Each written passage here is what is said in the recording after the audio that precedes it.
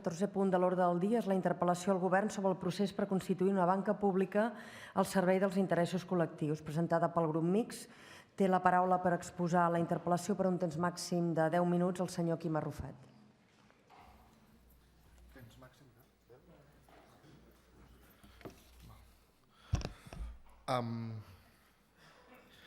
Moltes gràcies. Bon dia a tothom. Bé, crec que no és cap notícia nova ni cap conclusió pròpia nostra que el sistema financer privat i bàsicament especulatiu no respon ara per ara als interessos col·lectius. No respon a les necessitats col·lectives, sinó exclusivament als interessos privats articulats a partir de la premissa d'obtenir el màxim benefici en el període més curt de temps possible, amb independència de com s'obtingui aquest objectiu. Aquest principi ha quedat constatat des que va esclatar la crisi financera el 2008 i a l'estat espanyol encara amb major cruesa. Durant les últimes 2 dècades, la banca privada i també les caixes d'estalvi, i des de la perspectiva única d'obtenir el màxim benefici possible, van apostar per afavorir quasi exclusivament l'especulació immobiliària via concessió massiva de crèdits a promotors, immobiliàries i constructors i via hipoteques a les famílies en comptes de destinar-los a aquells sectors que abasteixen una economia productiva assentada en el territori. El 2008, els crèdits concedits pel sistema financer espanyol a la construcció i a l'activitat immobiliària van sumar 469.880 milions d'euros, el triple del finançament atorgat a la indústria. En paral·lel, al 2007, els beneficis dels bancs i caixes van sumar 25.112 milions d'euros. Per tal de suplir les necessitats de diner per atorgar crèdit, perquè l'estalvi intern era absolutament insuficient per satisfer aquesta necessitat desbocada de capital per inflar la bombolla immobiliària, el sistema financer espanyol va emprar 2 mecanismes. Primer, recórrer als mercats internacionals, en especial Alemanya, França i Bèlgica, que van obtenir sucosos beneficis de l'especulació urbanística i immobiliària executada a l'estat espanyol, i segon, crear complexes instruments financers, les participacions preferents i el deute subordinat. Entre el 1996 i el 2010, a tall de dada, el conjunt d'entitats financeres van obtenir uns beneficis de 169.281 milions d'euros, segons el Banc d'Espanya. En contrast amb aquesta dada, des de 1999 els bancs i caixes han rebut ajudes per valor de 185.518 milions d'euros, dels quals 174.000 són ajudes públiques aportades pels contribuents de l'estat espanyol i de la Unió Europea. D'aquesta manera, 1 de cada 3 euros d'augment del deute respon al rescat de la banca. Aquesta estratègia comercial de la banca privada, al contrari del que pregona el discurs dominant, no s'ha d'analitzar des de la perspectiva de la imprudència o la temeritat, sinó tot el contrari. Respon a un posicionament ideològic concret i ben definit. El paradigma segons el qual amb la recerca i la promoció exclusiva de l'interès particular s'aconsegueix també satisfer l'interès general. Aquest és el puntal de la ideologia conservadora que avui governa Europa i les institucions de la Unió Europea. Arran de la crisi que es va desencadenar el 2008 i la fallida del sistema financer, es va engegar una transferència massiva de diners públics a la banca privada per tal de recapitalitzar-la. Aquesta estratègia s'ha traduït en una retallada majúscula de serveis bàsics com l'educació, la sanitat, la dependència o del poder adquisitiu dels servidors públics. Aquest procés de transferència de les rendes del treball al sistema financer privat ha provocat l'empobriment de les classes populars i l'enriquiment de les benestants i, en conseqüència, un augment de la desigualtat social.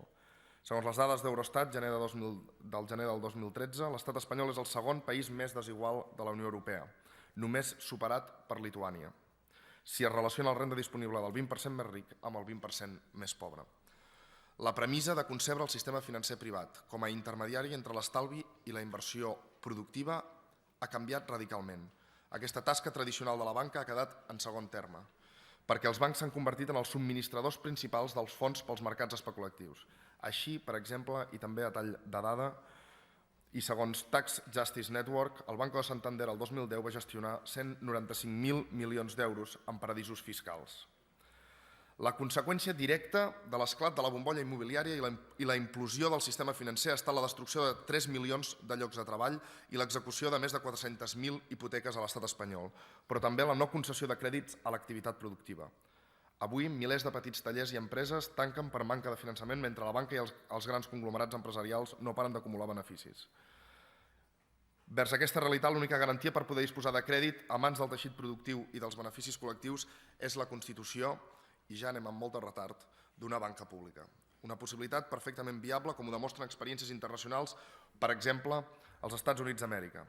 l'estat dels Estats Units, que gaudeix de l'economia més eficient, amb el major percentatge de persones ocupades i amb menys desocupats, només el 3,3% de la població, salaris més elevats i amb major superàvit de vendes, és Dakota del Nord. I la raó no és pas que disposi de petroli, sinó d'una banca pública potent. Tots els ingressos que rep l'Estat els diposita en aquest banc, el qual persegueix ajudar l'economia de l'Estat i té absolutament prohibit invertir fora de l'Estat i practicar comportaments especulatius. A més dels Estats Units, a Europa el país que té millors indicadors socials i econòmics és Noruega, que és un dels pocs països europeus que té un banc públic. L'àmbit financer ha esdevingut una part central de l'entramat econòmic de la societat. El protagonisme i la centralitat que les finances han assumit en el capitalisme, sobretot a partir del procés de reestructuració econòmica iniciat durant la dècada dels 70, han fet que aquestes s'allunyessin de forma radical del paper que haurien de jugar en la dinamització d'una economia equilibrada, centrada en satisfer les necessitats humanes i d'acord amb els equilibris ecològics del planeta. En l'objectiu de recuperar el control sobre l'àmbit financer i entroncar-lo en una activitat econòmica sana i equilibrada, la banca pública hi hauria de jugar un paper estratègic. Per exemple, i com a objectiu principal, garantir la suficiència de recursos financers per tal d'engegar i sostenir totes aquelles activitats econòmiques, el desenvolupament de les quals estigués d'acord amb els objectius de desenvolupament estratègic de la societat. Així doncs, la banca pública hauria d'esdevenir un dels instruments principals a l'hora d'ajudar a plasmar de manera efectiva aquests eixos centrals de desenvolupament.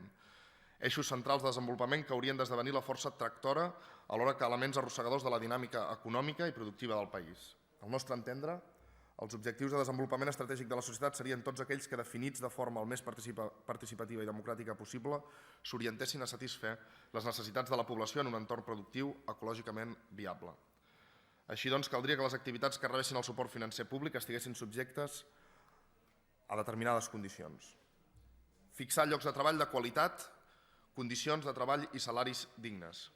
Aconseguir iniciar i o aprofundir en el desenvolupament local i territorial. Això significaria esdevenir motor o ajudar a consolidar processos productius dinamitzadors de la vida econòmica i social de determinats territoris, alhora que es potenciessin a partir de la riquesa i potencialitats endògenes. Desenvolupar la seva activitat sense impacte destructiu sobre el territori i els ecosistemes. Un element positiu a l'hora d'aconseguir finançament seria la possibilitat que els projectes econòmics avancessin envers la racionalització energètica, cap a un nou model energètic renovable o esdevinguessin potenciadors de la riquesa i el patrimoni natural i cultural.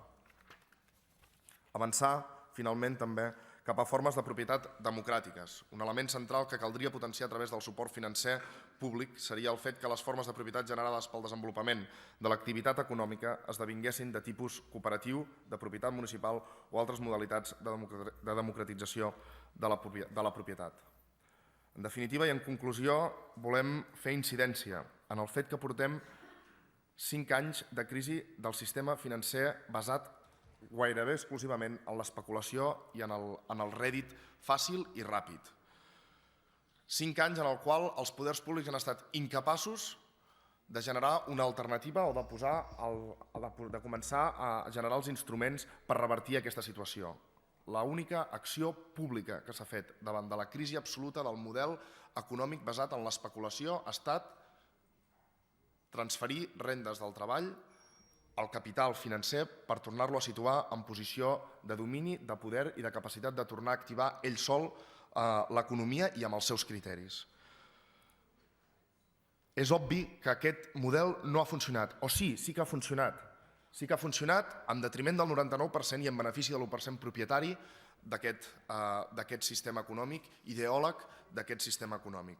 Però per a la majoria de la societat no ha funcionat, no funciona i no s'estan posant des dels poders públics cap instrument al servei de revertir aquesta situació. No s'està prenent cap mesura a l'alçada de la crisi i a l'alçada de la desfeta de la ideologia i dels mecanismes de l'economia financera especulativa.